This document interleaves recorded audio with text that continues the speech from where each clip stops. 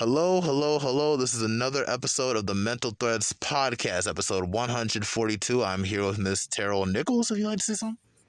Hi, good morning. How are you? Yes. Miss Nichols is originally from New York, correct? Yes, Uh, correct. At what part of New York did you grow up in? Like the Bronx or Brooklyn? I grew up in Queens, and then my parents moved to Long Island in my junior year of high school. Okay. So, but you're mostly just a New Yorker through and through and through. I'm a New Yorker. I worked in Manhattan until we moved out of New York, and that was pretty much my where I stayed and played and worked. And you pretty much grew up within like what was it, the 70s or what's your? I grew up in the late 60s, 70s. I was kind of like a late 70s, 80s kid. Okay, cool. That's why you look amazing. What is that? But anyway, describe what life was like back then in like New York back in the 70s and 80s and whatnot. Well, it was so different. And I was I'm an old househead. I was in the clubs, underground clubs, when I got out of high school.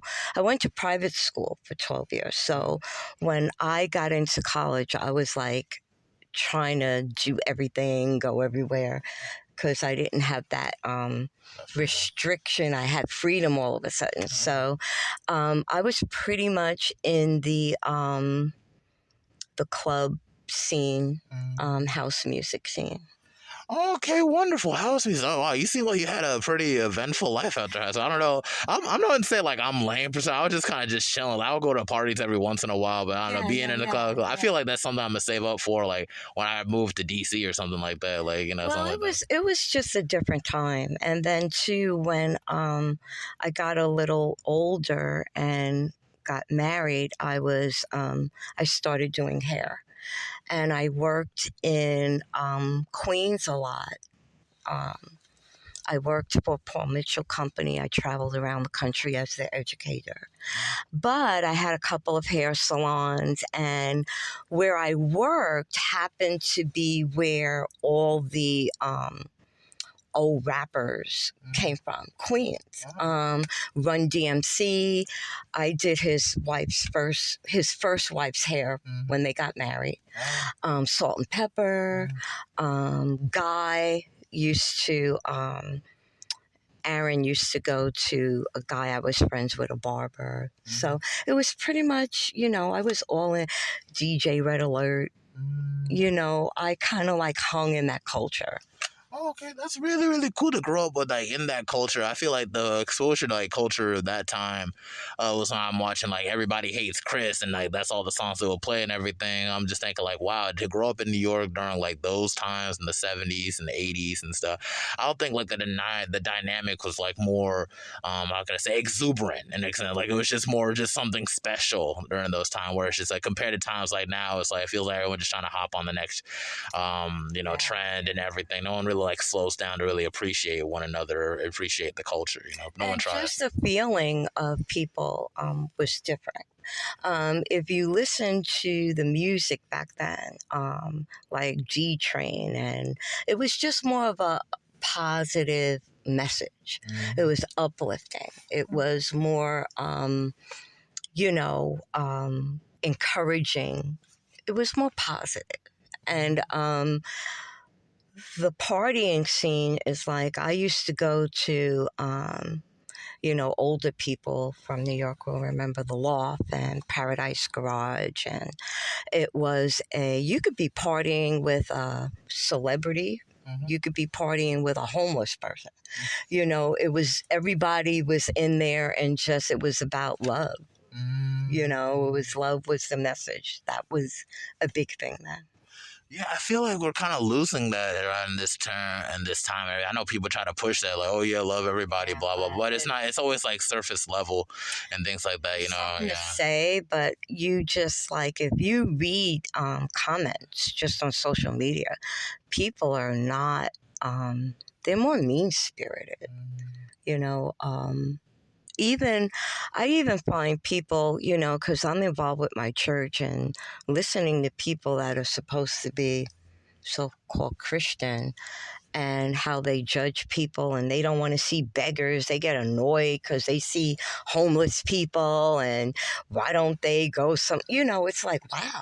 I read a comment like a few months ago. There's some people that stand in the medium here and you could give them or not give them or just pass by them. But then this one woman said, yeah, I was coming from church on Tuesday night and this man's standing there begging for my, I'm like, what church do you go to? So I know to tell people to stay away. You coming from church and listen to you. No compassion. No compassion at all. It's like, I don't know why it's like that. Because, like, I don't know. I guess I'm just a bit of an old soul through and through, So it's just like, there's a lot of things that go on today's days. I'm just like, what? And I just don't really understand it through and through. I feel like in a time where it's like we have so many different mediums to communicate, so many ways we can even translate people, who speak a different language, also through AI and computers, and just the different apps, the different, from the Facebook, the Snapchat. It's just crazy how we're so disconnected at the same time. Well, it started a long time ago. We just haven't been paying attention. I am going to bring in politics a little bit, but it started like with Reagan, and that middle class ended with Reagan because it started more about corporations.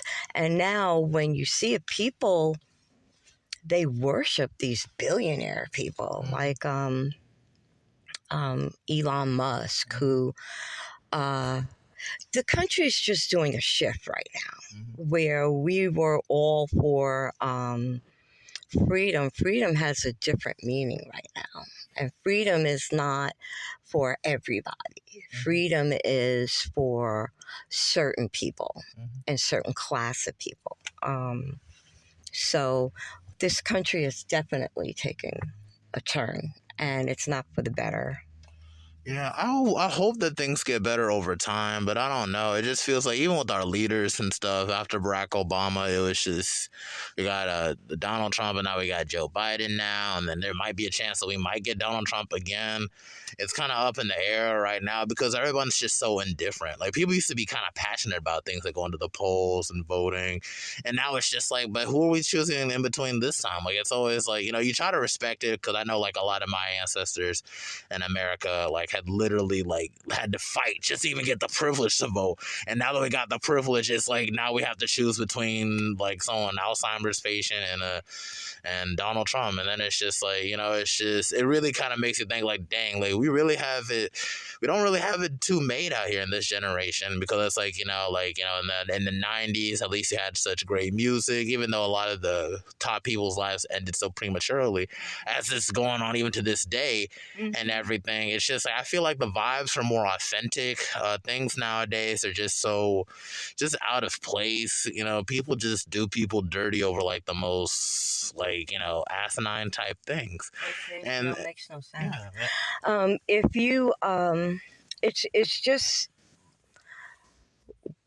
people have, like, the turnout for the midterm election here in Mecklenburg County was really dismal. People did not vote, and I don't know if, especially the Black and brown people, they didn't come out to vote. So now what we have in our North Carolina Supreme Court and our legislator are people that are trying to take us back to 1950. And because of people not coming out, like Sherry Beasley could have won. It was very close. People just didn't come out. They're not paying attention, and I don't think they understand what they're facing. I think what's going to happen, we're going to have to go through what we're going to have to go through, and then people are going to want to do something. It's sad because it could have been prevented. Like Georgia is doing it. They are organizing. They are doing it. Here, they're not. Charlotte is with everything that's happening here, people being displaced out of their homes.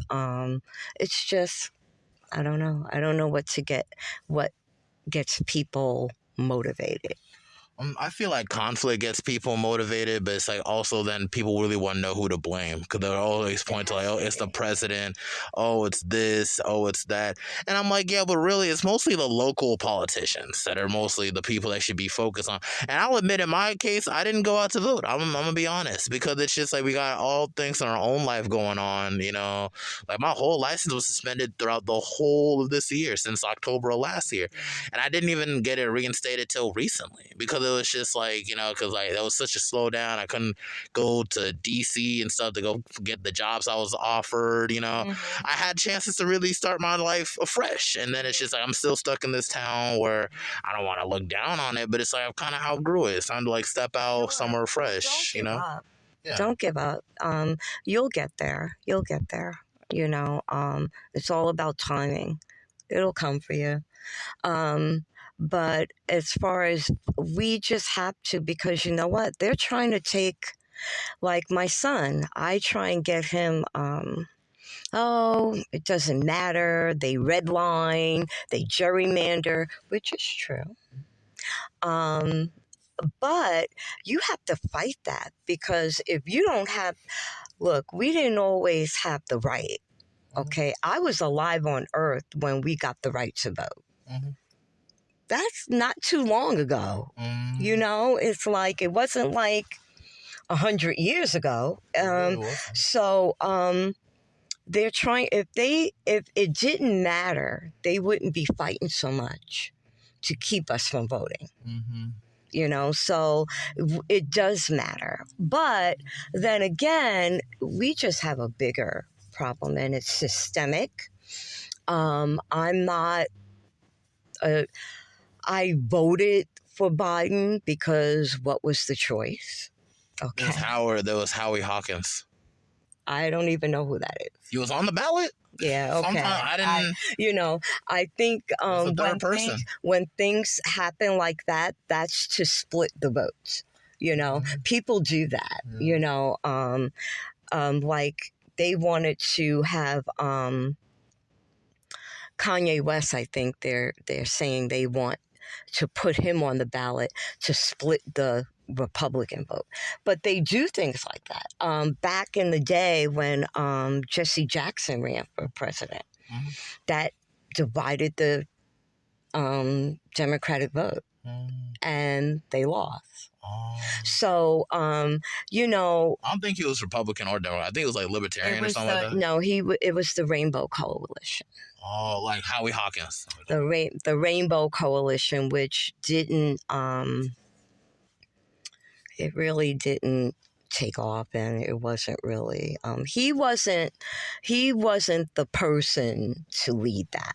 He just wasn't a good candidate. Like Obama was a different, he could speak to everybody. He could articulate to everybody. Jesse Jackson, and then Jesse Jackson was known as being, a civil rights guy. Activist. Yeah.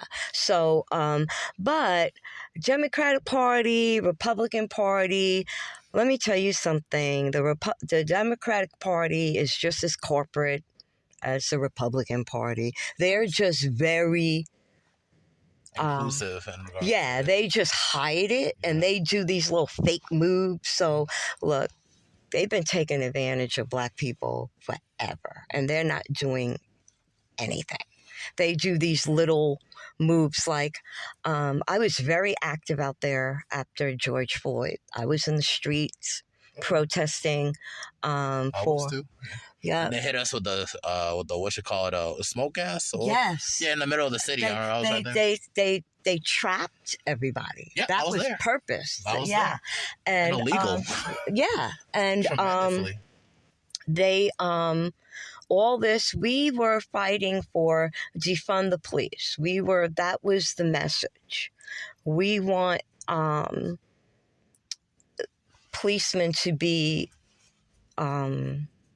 responsible and held accountable for their things. They have immunity from murdering people, So that was the whole thing. So what does Biden do when he becomes president?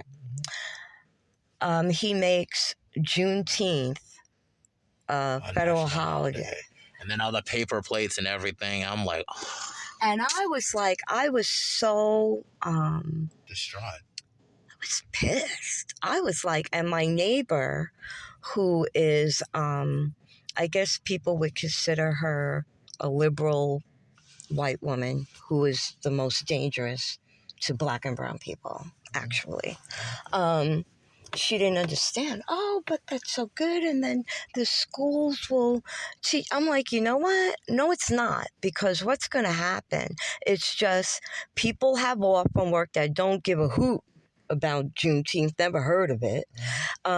White companies are going to be making money off of it. And people aren't, a lot of people don't have the due diligence to look and search for black owned companies for the merchandise.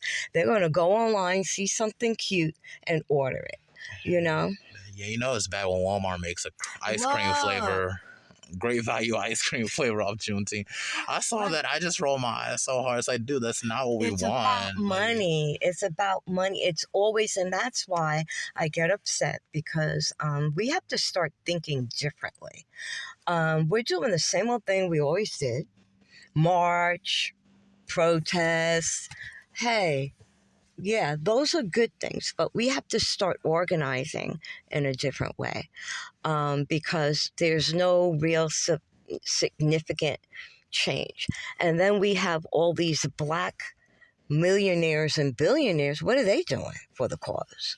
They're not doing anything, because if they open their mouth, they're going to lose their money, because they don't have the power. They're beholding to the big corporations that are doing. Look, that's what I'm like, you know what? Stop wearing Nike. Yeah. Screw Nike. Mm-hmm. It's like, no, there's a brother I follow on Instagram that does shoes, and they are hot. Mm-hmm.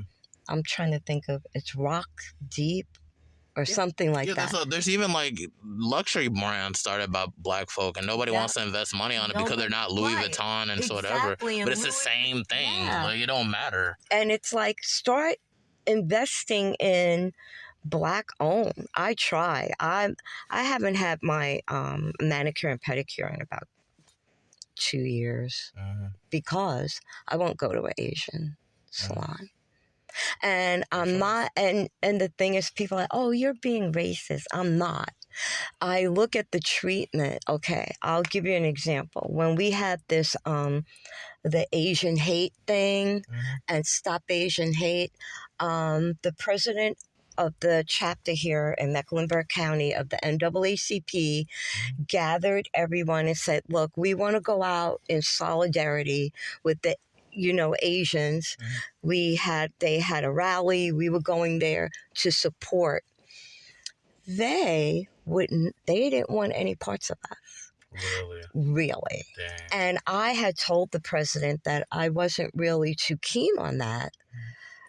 But I would come out to support her, because this is what she was doing.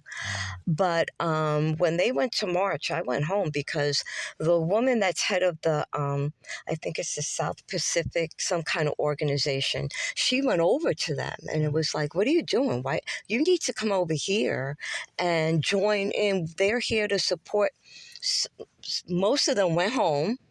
Some trickled over and stood near us. And I was like, this is exactly it. Okay. I am not supporting that, because I know they come in our neighborhoods and make money,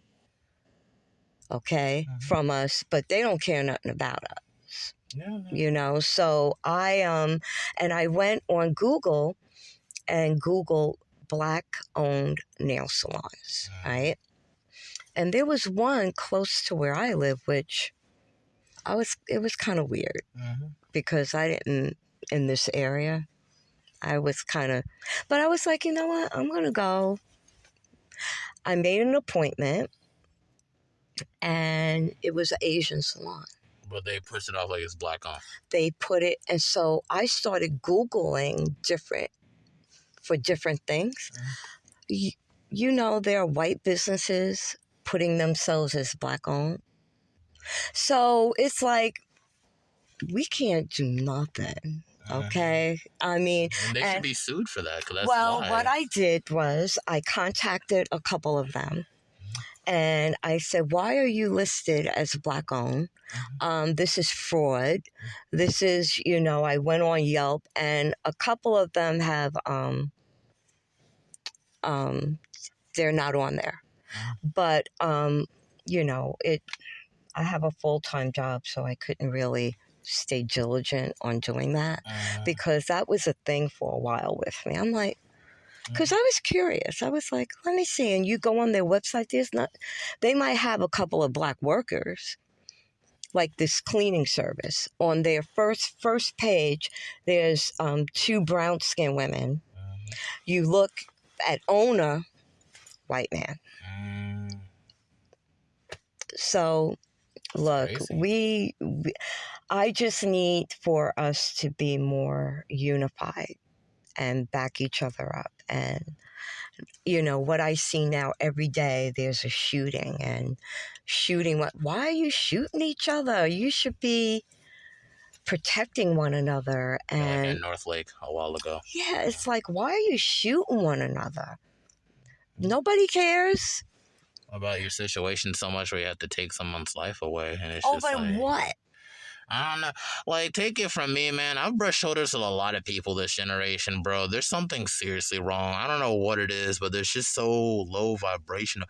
They try to take you out of character to the point where they try to talk about, like, your culture, your family, just to get a reaction out of you. People try to, like, support, like, the more ignorant side of the situation. People assume confidence for arrogance and psychotic. And there's seeds of psychotic behavior, even implanted to a lot of people from middle school. And they nurture that all the way up until their adulthood. And that usually ends up being in and out of prison. It's not just black folks. It's like literally all types of folks. Yep. But at the same time, it's like it pushes people to such a degree where it's like, where they could get into a fight. But had they probably, if one side were to probably lose that fight or something, it could lead into like a grudge, like for a while, where people, like, cause this is an internet age now. So a lot of if someone's taking a video and they put it on the internet, it's going to be up there for a while. And, they try to take people's life over that, and it's just like, I'm not going to allow you to embarrass me and stuff, blah, blah, blah. And it's just like, a lot of people can grow out of that once they realize, what's important. But it's like, you can be tempted, not in a sense to take somebody's life away, but to actually give in to anger and impulsivity. And that leads into like a situation where you have to deal with that for a way longer than you should have. There was one guy at Butler High School a couple years back. I remember, like it was yesterday, he lost a fight. But then a couple of days later, he went and killed the other. So you know what I'm talking about. I know what you're talking about, because my church, I go to Elevation. I'm a youth leader, and we have youth night and all things. And Butler football team got involved with our church, and we were inviting them to the youth thing. I just think that I don't know, it's just so different, and it's all over. And it's not just the kids, it's the adults. I mean, such rudeness and just not, it's no humanity. It really isn't. But it's backward. That's the thing. It's one thing to be inhumane and to be selfish if it serves you more poignantly over time, whatever. But it's like to be disrespectful and like just to try to gain favor from, like, I remember I worked at Compare Foods. That was my first job I ever worked, like predominantly Latino, like community, whatever. I was a kid. I was 17. I don't see stuff like that. I go to high school. I'm cool with like whatever. I don't have any issue. That was probably the first time I realized that Latino people really don't like African Americans, and it's weird. And it's just like, what do we do to you? Type. But it wasn't even just that. Like really, like I had other black folk working there, so I wasn't even working in the same like department. Because I was like a busboy, like a bagger. All I do is bag up. Like it's nothing. I'm not working at the Pentagon. I'm not a typer for nothing. Right. It's just another job just to gain a little bit of change, whatever. And like after a while working there, so it's like every place that I had an issue at, it's always about pushing like a narrative. And so whatever narrative is accentuated by like against me, that's like they try to double down on it. Yeah. If you're like dumb, if you're this or whatever, for instance, this case is because like I was stupid, quote unquote. So any mistake or whatever, they pushed it to such a degree, or it's like they over exaggerate the situation to where it's like, okay, yeah, he's dumb, to the point where they're trying to look for mistakes. So it's like, like there are other black folk. I think one black guy, one black American guy, they got working as a manager. Like just got him. I was working there a couple months. And like every little thing I was doing, he was like over in the beginning, over etc. Like, that's not supposed to be there, or that's not. And I'm like, no, it is. Like, them drinks aren't supposed to be in that fridge. And I'm like, yes, it is. I've been doing this for months. Like, what are you talking about? And he would like go to all the coworkers and say like I was stupid. And I'm like, this is a grown man talking about a 17-year-old kid. And so who he should be helping and mentoring. You ain't got to if you don't want to. But it's like, but disrespecting, like that. You got a high off that day. Like what? I think that what goes on, people are so they have their own stuff, and social media and just internet has allowed people to kind of vent that onto other people. Yes, project it. Yeah, project it, right. And I think that's what it is. I think it's just a weird time. And like I said, I go back into my house days and used to listen to my music, and I just think back of when it was just fun. People used to go out and really have a good time. And not try to display as if they're having a good time. Exactly. Really have a good time. And it was just a community of, like to this day, I have groups that meet. Like there's a group that goes to Florida every year to a DJ convention in Miami. And the people in New York, there's a certain day that they go, and we'll all go and meet up and kind of,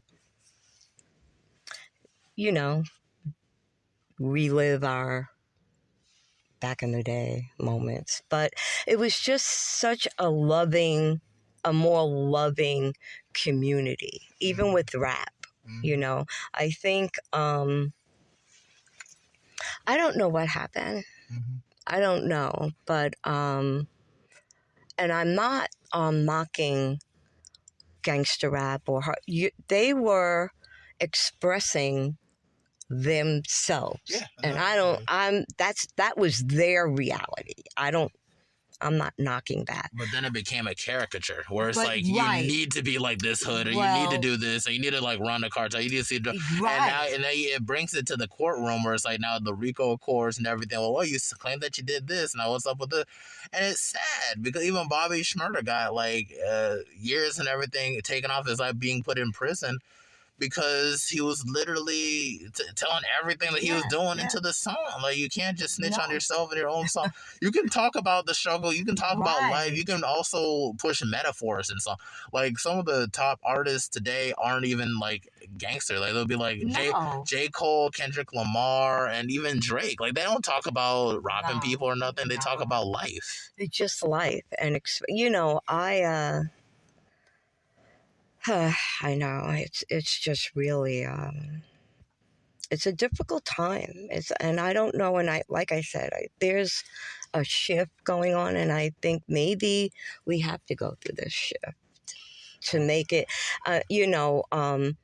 Change has never been easy, and it's never been peaceful.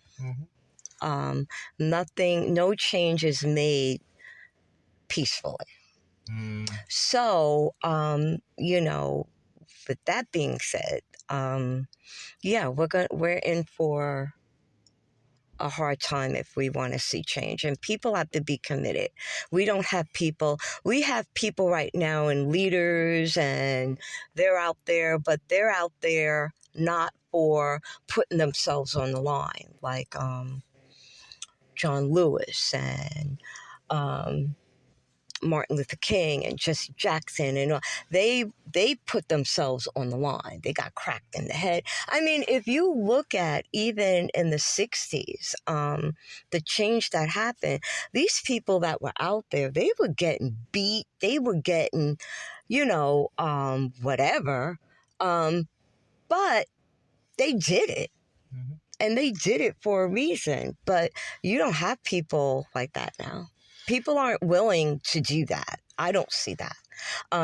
Because I get toned down like, well, you don't want to start something up. You don't want to stir something up. Yeah, I do.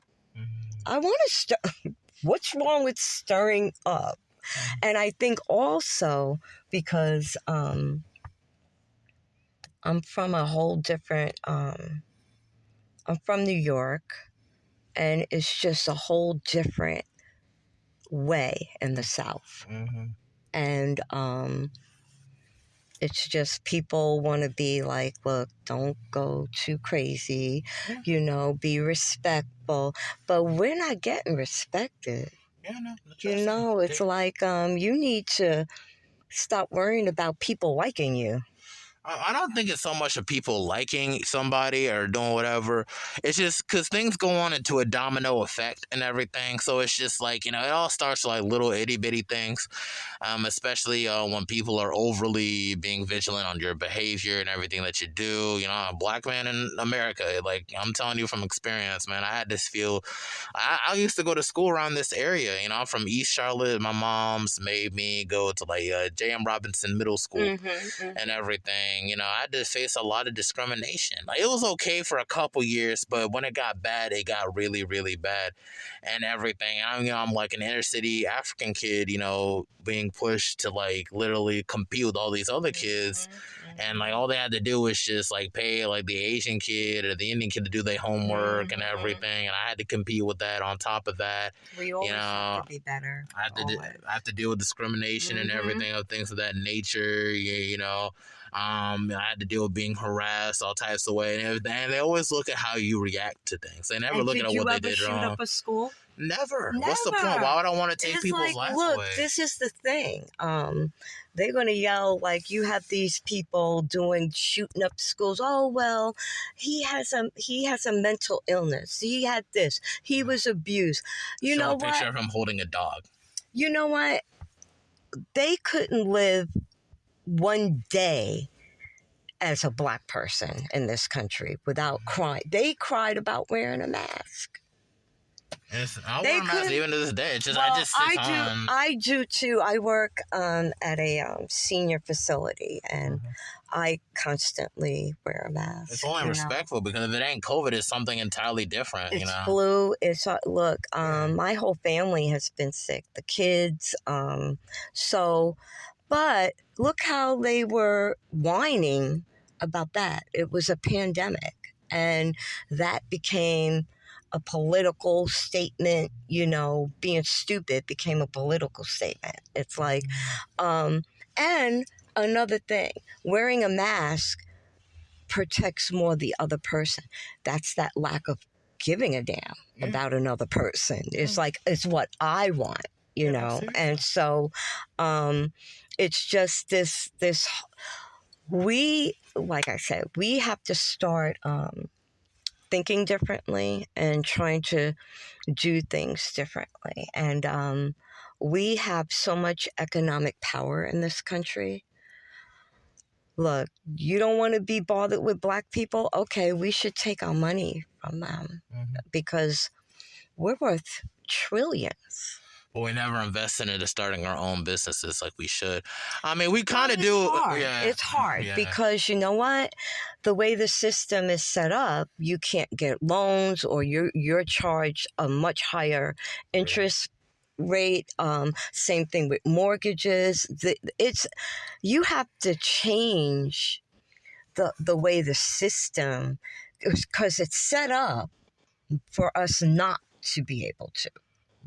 To just fail and whatnot. Right. And It's set that's up why I like feel like we that. should really consider moving back to Africa, like sometime in our You lives. know, Like it's just because like even like you can literally be so wealthy, like in Ghana or alone, you can have like big mansions or like stuff or they go for an investing apartment. in land and Yeah. building, that's what I'm saying, but I'll tell you, it's going to be impossible to do anything here. Really significantly. Anytime you have people, black men that are doing the right thing, they kill them. Okay. Nipsey Hussle. Yeah. George Hampton. Freddie Hampton. I'm sorry. Martin Luther King. These are people that, wow, okay, they're starting to really make sense and they could actually do something. Yeah. They die. So And right when Malcolm X and Martin Luther King were really about to really start making sense, start being more collaborative because they had grown, and it seemed like Martin Luther King thought, okay, this whole pacificism thing isn't really working as much as I thought. And he was focusing more on our economic power. And then like even Malcolm X was like, okay, well, he went to Mecca and I realized, okay, like we're all just the same people, but we still need to focus on like other constructive ways to work and collaborate. And he was pushing on that end. And then like if they would have really came together for decades and everything, we really would have grown from that. Well, that's why they're not here. They were killed. So it's just I'm kind of like I don't know. I just had to step back for a little bit for my own mental health because I'm just frustrated. And what I'm more frustrated is when my people don't see and what is really clear. It's like what's going on here. Democratic Party, Republican Party, neither one of them care really about us. So this two-party system don't work because there's too many. Look at it now. There's too many people that have different. The Democrats don't speak for everybody, and the Republicans. There's people in between. It's like you're forced to pick either or, and neither one. Like I voted for Biden because I felt I didn't have a choice. It's like, who am I going to vote for? Still shows Howie Hawkins. They had the Green Party, but they are just as racist as anybody else. So, yeah. The reason why I picked Howie Hawkins is because he said he was really trying to push the objective to actually like legalize the weed and everything. And I'm not trying to say like, oh, that's just like, okay, yeah, I'm like, you can win me over weed. But there's so many economic and other life. Oh, yeah. What was I? Yeah. There's so many different like positives that come from legalizing it because like, okay, now we can actually start making plastics out of like weed. We can also all types of we can do all types of things with it, like clothes. We can actually fight a lot of this lobbying stuff if you could really like cut that stuff down because then it's just like, it all starts from stuff like that. The mass incarceration, that it trickles down to so many things and just I get to smoke weed. You know what I'm saying? Like it's just like it's a much bigger thing. When I was living in Florida, one of the things that I was supporting and rallying about is Charlotte's Web. And that was because children that suffer from seizures, and some of them die because after a while the medicine that the doctors prescribe just don't work, and they would have a seizure like every 5 minutes.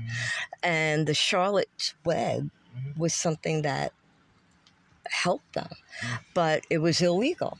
And if you got it, you could go to jail. So it was like the guy who used apricot seeds to cure cancer. He got put in jail for 5 years for that, which really begs the question: is just like, so what's the problem? It's just because it won't make them money. It's all money thing.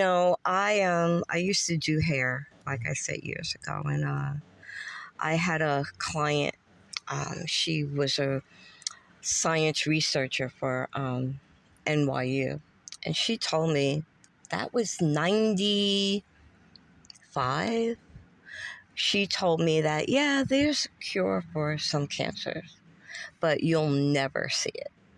because cancer research gets billions of dollars. So to say, oh, okay, now look at that, that would be the end of that money cow. So just for that alone, there could be a cure for breast cancer or other kind of cancers, leukemia, but because of the money that they get, cancer research, they will not cure it. There's just too much money, man. That's really, really It's sad. all about money here. Yeah. Segregation and desegregation, they passed that law to do away with segregation. It was an economic thing. We used to support Black businesses because that was the only businesses we could go to. And it was a thing when, okay, Black people started buying television sets and refrigerators and washer and dryers. Hey, that's money that, yeah, let them come over here and spend their money over there with us. That's where segregation was kind of good for us because we supported One our another. own. Right. We weren't trying to compete against each other Right. as often as now. It's just that's why I love going to an HBCU. I graduated from North Carolina Central University. Mhm. As I said before, like 8,000 people and like it's majority Black folk and everything. And it was just like we rarely ever had like issues, and there was no much drama. I'm sure there was a little bit of drama, but it wasn't to a point where it was just like people just fighting over nothing and doing the absolute most for nothing. My mom always had it in my mind. That's why she always like try to put me in these predominantly white school where I struggled tremendously because I never got the same focus, to try to for me to advance and everything. She always tried to make it seem to go into a predominantly Black school or everything would be treacherous because it would just be like, I had to constantly, that was just her outlook on it. And it wasn't even true. I went to NCC, I graduated at the top of my class. I think that's because my mom was the same way. We moved from Queens, and she thought moving to a mostly white area was beneficial for us. And I left my diverse school and friends, and she put me in. I was the only Black senior girl in the school. And that's the first time I was ever called the N-word, which shocked me. I was like, why are they calling me that? And Long Island is kind of like the Mississippi of New York. People think of New York but they only think of Manhattan and the boroughs in Brooklyn. But New York is very large. You have upstate, which is the same way, and Long Island, and it's very racist. And my mother put me in that situation, and what happened from that I got very defiant, and because I was struggling. Oh, same. I was struggling. What I had to, and then when I told my parents, I told my father worked 2 jobs, and my mother worked, and I would tell them, and they would be like, yeah, okay, it was nothing, like me with my son, I would go up and fight and put people on blast messing with them. But my parents were kind of like, it'll be okay, so I kind of got resentful. But it wasn't until I got older I realized they came from a whole different era, and they believed the nonsense they were fed.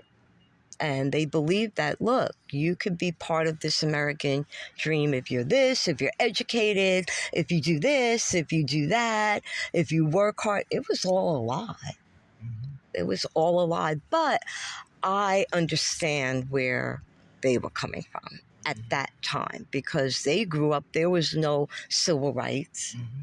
That came after they were grown with children and families, So I understand, because I used to, for a long time, really resent the fact that why would you do that, why would you just put me in that situation? And, you know, they felt I was getting a better, I did get a really good education though. But, yeah, it was rough. Yeah, no, I bet it was. It's just, I think, and it's just like CMS system all through and through. It's pretty much the same curriculum wherever you go, really. So it's just like, one school doing better than one other school. It doesn't really attain to, like, okay, the education is better, because sometimes they just find ways around it that help ensure that the kids get whatever they get. Yeah. And at the same time, I feel like, to be truly educated, you just got to be able to set up in your mind, like, how to seek out information.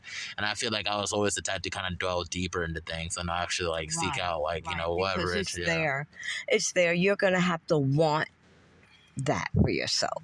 No one can make you, but you have to seek that, and most people don't want to do that. They want to get fed.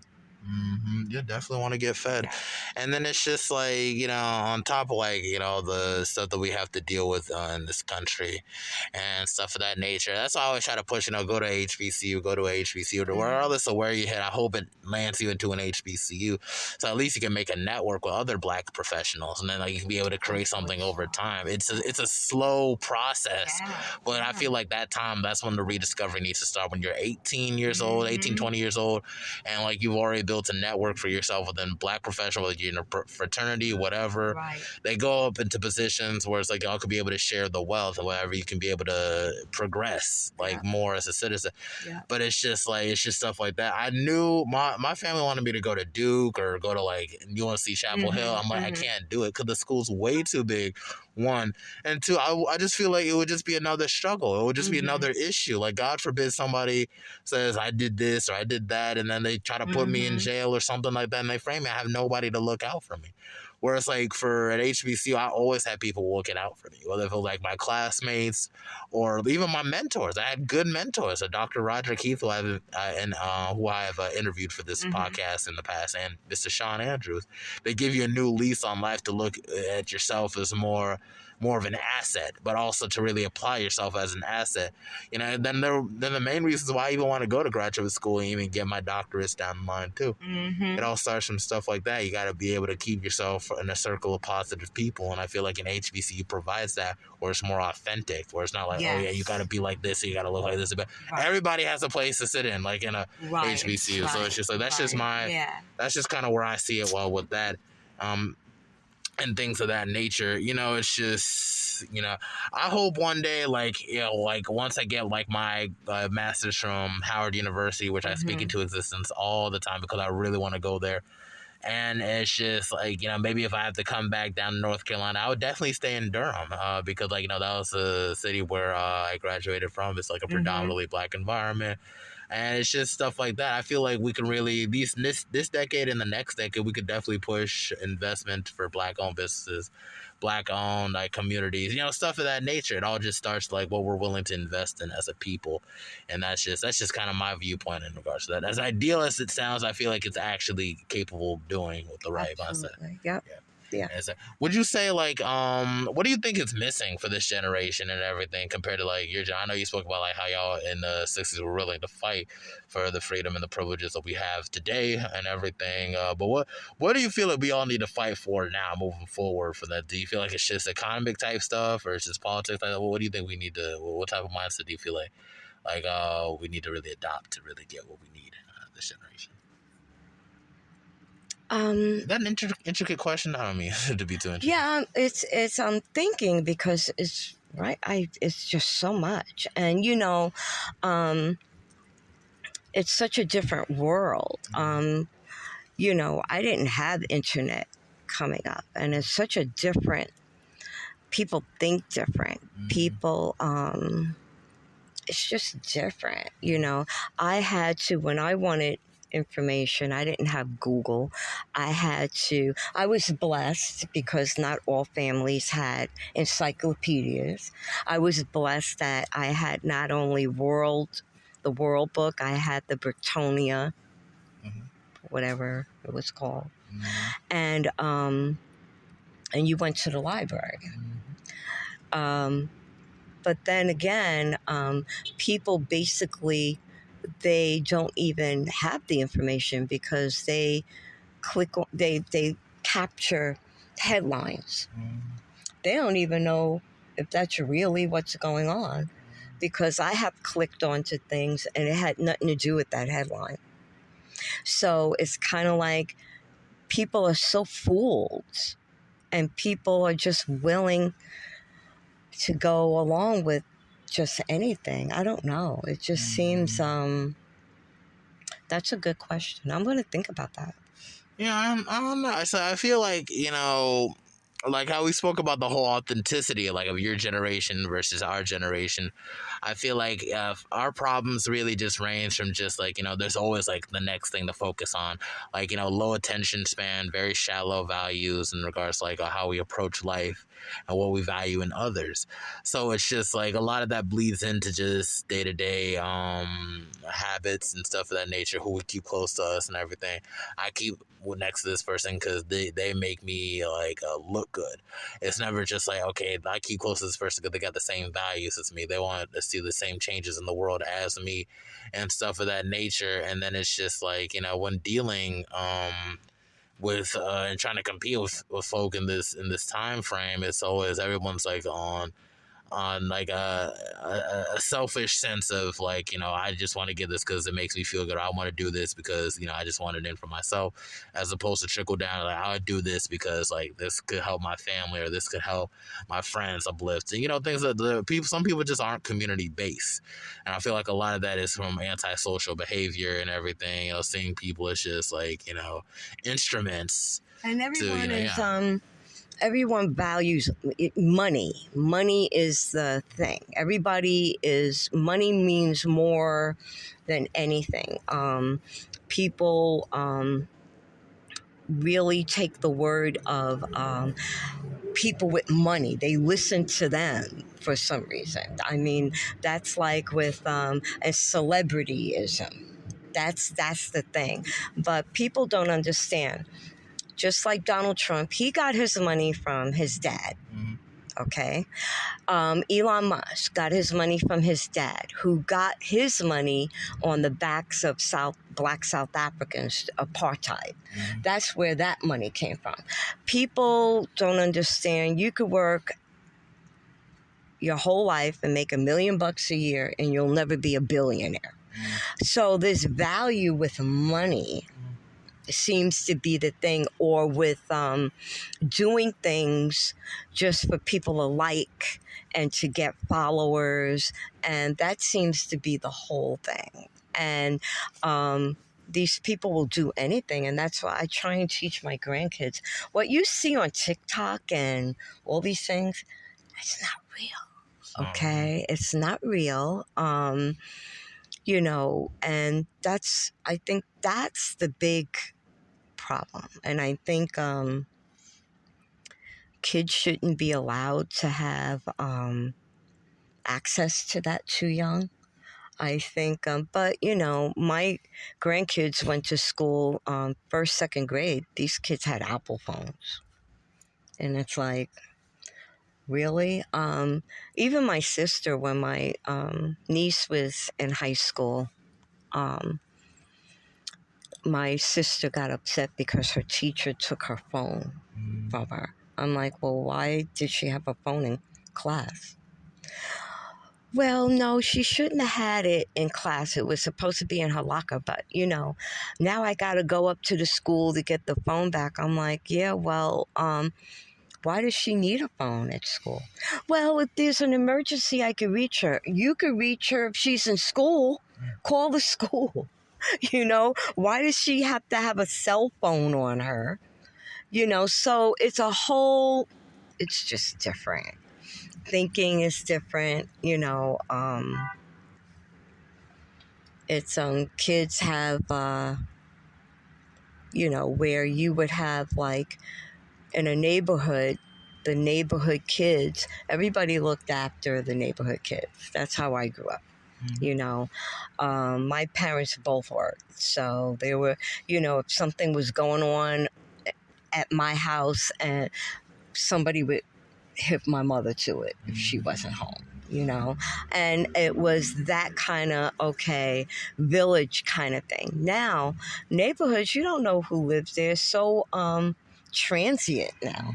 Yeah. You have Airbnbs in your neighborhood now. Nobody knows what's really going on. Nobody is looking out. Nobody cares. Nobody. It's a totally different. We have just switched into a whole different kind of living. Yeah, and especially with the whole schools being shot up and things and everything, I can understand like why you want to keep a phone on her, but like that's only for, like for a 0.01% chance and everything. You know, I mean, I don't know the statistics. Well, this now, is but now. That's the reality of now. Yeah. You know, I think the kids should have a phone. You know, but you know, it's how we got to that where, you know, kids needed to have a phone. I mean, it's a different world. completely different world. Not like to be confused with the sitcom A Different World. I love that show.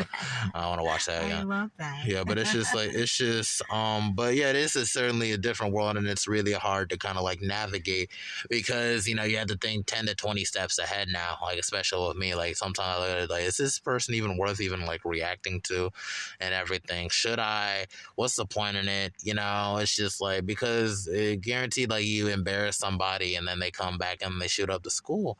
And some people just can't handle that. They don't have the maturity to handle certain sense of rejection or only certain sense of embarrassment. yeah. They can't learn to laugh at themselves. And I feel like that's the first step of just, you know. Why do you care? Somebody that has nothing to do with you, don't know you, says something, whatever.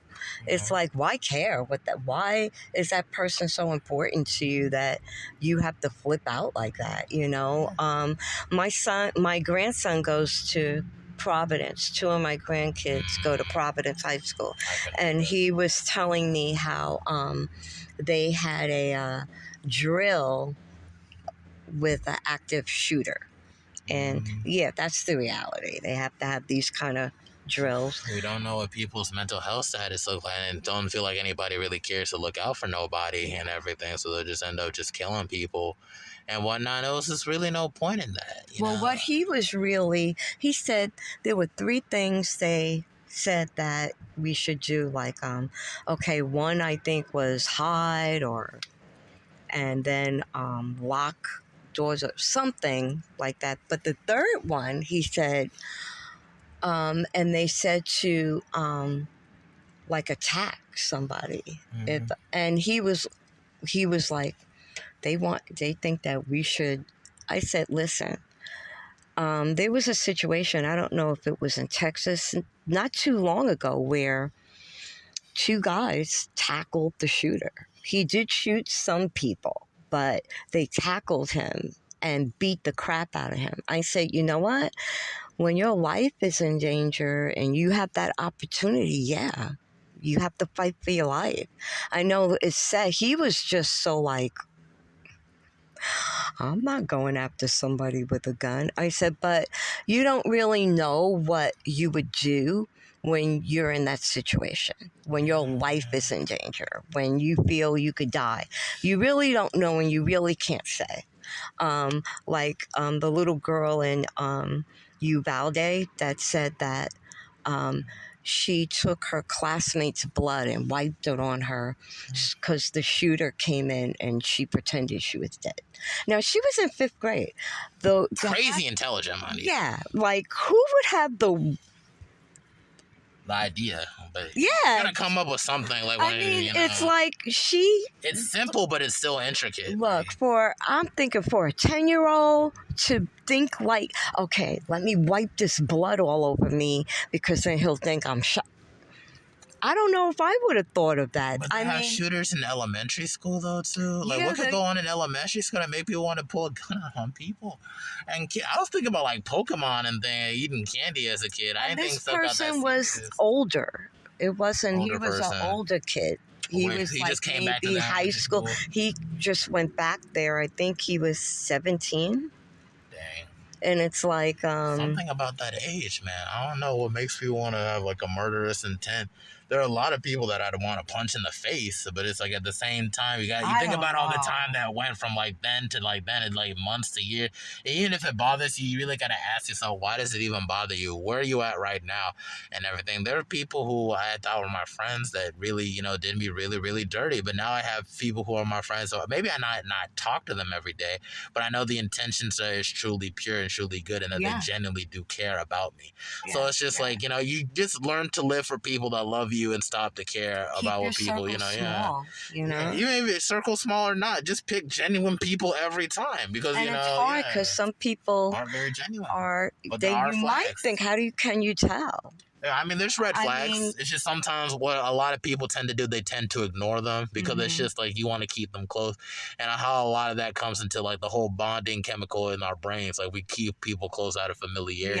Yeah. But once you realize they're no good for you, you just move on. And sometimes that's the best part of growth is just moving on. Just choosing to be happy. Yeah. And happiness is just choosing to pick people who genuinely do pray for you, who genuinely do care for you. And now we live in this time where it's just like, where it's just like people shooting up schools, people dying, but the police who was supposed to quote unquote protect us. You don't know what you're gonna get into the next day because it seems like it's just random stuff going You on. never know. You never know. Like I watch some of the Karen videos and people just bad behavior in airports and on the airplane. That's just bad behavior. And it's like, why do you think it's okay to act out like that? You're a grown up. It's like, it's just, I don't know what's going on. It's like, why would you even think it's okay to behave that way? I guess it's just everybody's maturity levels is just different, For me, I was just kind of raised where it's just like I couldn't really put myself on in front of others and everything. So it's just I always looked out for other people to a certain extent. Very rarely would I look out for myself, and it's just like like it'll be the point where you kind of feel guilty, like am I feeling selfish? Am I this? And I feel like a lot of people just when you have to grow into yourself, it's just you got to learn to be either less selfish or learn to take priority for yourself. Yeah, and it's a lot those of entitlement going on. but the more you grow to be less entitled, you realize that you're not the center of the universe. People have their own lives to live. And you just learn to think more empathetically. And once you realize how pathetic a lot of people are who need to like get a reaction, who need to feel better about themselves by harming the character or hurting other people, it's pitiful because it's gonna lead to a life of isolation, sad, and just a whole lot of messed up stuff for them. Because they want to work so hard to getting people's approval. What you should be working is to the approval of not only the people who truly love you, but also the approval for yourself in general. So it's like we pretty much spoken about a whole lot of matters. You wanted to go delve into your journey to becoming a part of the NAACP and whatnot. Oh, okay. And the functions of that. Yeah. Right now I'm the chair for the PAC committee, Political Action Committee for NAACP in Mecklenburg County, Charlotte, Mecklenburg. And I became part of that. Let's see, when we moved to Charlotte, it was 2015. And I was active and stuff in Naples, Florida, which that was a experience. But I had gotten, I never was a member of the NAACP. Nobody in my family was ever a member, but I support. And when I moved to Naples, Florida, I found out that they were having a Martin Luther King Day parade. And I was like, what? And I found out it was through the NAACP there in Collier County. So at the time, when I moved to Florida, I was still a fitness trainer. And I had a lot of influential clients there. One of my clients owned the McDonald's for the Collier and Lee County area, and then I had another client she owned the Midas mufflers in that county, and they were very supportive. They became sponsors. In fact, McDonald's sponsored the whole parade, and I got them a lot of sponsors from, which I didn't understand why they weren't connecting with these people in there. I don't think they tried, but anyway. So I did that work for them while I was there. And then when I came here, my husband and I was very involved with the environment and climate change. And we got involved when we got here with Friends of the Earth. What is it? Conservation voters. What else? Sierra Club. And that's where we started our activism in here. And then I would see, and then we got involved with the Poor People's Campaign. And I would see a lot of social media things of actions right here. Poor People's Campaign was doing a lot of things in Raleigh. And I couldn't take the time. I didn't want to take the time to go to Raleigh all the time. So I saw where the NAACP was doing a lot of local things. So I would end up going there and supporting. And the president, who is Corinne Mack, how did I become a member? Well, I became a member because she was running for president. This was like 3 years ago. And she was getting attacked in a way that I thought was really unbecoming. I mean, and just not right. And personal attacks. And what I didn't like, it was people of color attacking another Black woman. So I became a member of the NAACP. And then from there, she appointed me to chair for the Political Action Committee. Okay. Oh, cool. That's really, really cool. Is there any chance that there's any if you would say that there's any chance that you can get probably new members involved, and like what are some things that they can probably do to probably help support the NAACP here in Maricopa County? Absolutely. Anyone can become a member. They could just go on the website and join. We're always trying to encourage people to join. In fact, our next general meeting is going to be December 22nd. And that meeting is for everyone. So if they are interested, they don't have to be a member to hop on. They could look on Facebook and get the connection there and contact them and say you're interested.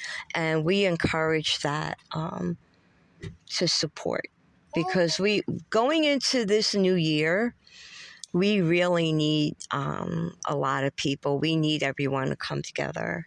To help support. Yeah. All right, cool, no problem. I mean, hey, I'll be sure to hop on. I mean, hey, December 22nd. I mean, okay, I'll be sure to clear up my schedule and I'll show up for sure. Okay, I'll send you the link. All right, cool. Most definitely. Thank you. We pretty much just spoke about just about everything there is to speak of. Like, I think we already passed over the hour and everything, which is wonderful, which is great. That means it's a good episode. All right, wonderful. All right, is there anything you want to let people know before we go off on the Mental Threats podcast? Well, I want people to always think with love and care for other people and other human beings. And you never know what someone is going through. You never know. So just be kind. Couldn't have put it better, to be honest. Okay, that's it for the Mental Threats podcast, episode 142. We're sewing in and now we're sewing out. Okay.